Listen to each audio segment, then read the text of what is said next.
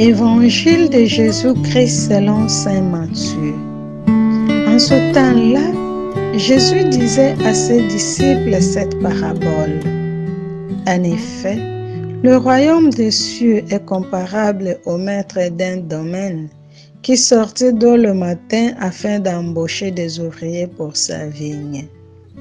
Il s'est mis d'accord avec eux sur le salaire de la journée, un denier, c'est-à-dire une pièce d'argent, et il les envoya à sa vigne. Sorti vers 9 heures, il en vit d'autres qui étaient là sur la place sans rien faire. Et à ceux-là, il dit, « Allez à ma vigne vous aussi, et je vous donnerai ce qui est juste. » Ils y allèrent. Il sortit de nouveau vers midi, puis vers 3 heures, et fit de même.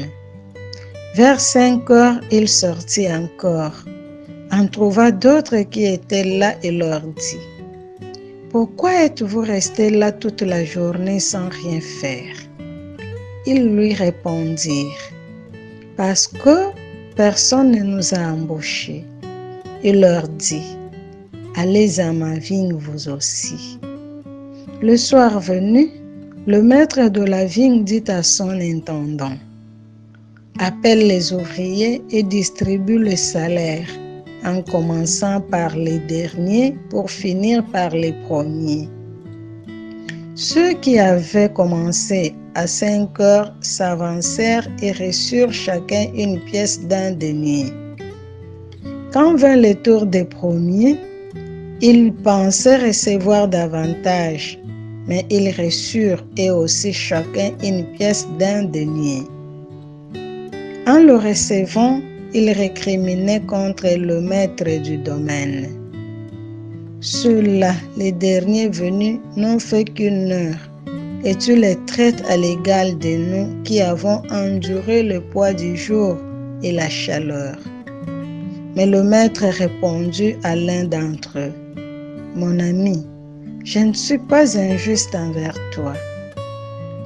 N'est-ce pas tu as été d'accord avec moi pour un denier? Prends ce qui te revient et va-t'en. Je veux donner au dernier venu autant qu'à toi. N'ai-je pas le droit de faire ce que je veux de mes biens? Ou alors ton regard est-il mauvais parce que moi je suis bon? » C'est ainsi que les derniers seront premiers et les premiers seront derniers.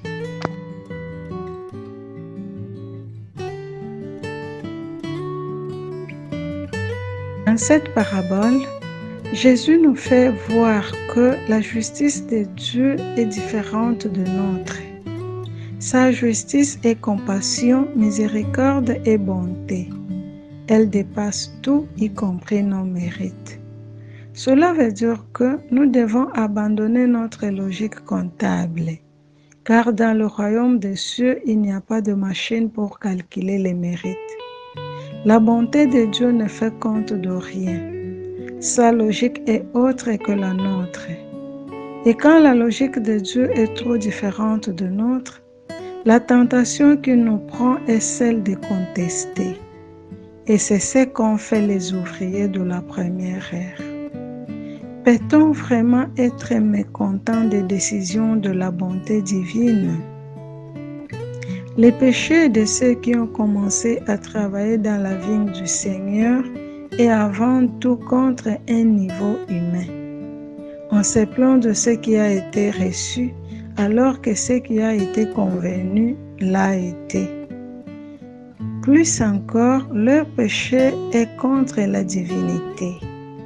Ce qui est juste peut être surmonté par ce qui est miséricordieux. Que tout n'est pas donné par la logique du commerce, du donner pour avoir, des pactes humains, mais il y a une liberté divine qui s'exprime dans la gratuité du don. Ils en ont déjà eu plus car ils n'ont pas été laissés sans fruit. Leur vie est significative. Ils sont donc déjà sur la feuille de paie du fermier et du maître, que l'on peut, en un certain sens, comparer au livre de vie de l'Apocalypse. Le maître ne force personne à rester. Au fond, son désir n'est pas seulement de récompenser par le déni, mais de penser, de subvertir les classements, de sorte que le seul paramètre d'importance parmi les enfants de Dieu soit de rivaliser en s'estimant les uns les autres, de sorte que les derniers soient les premiers et les premiers les derniers.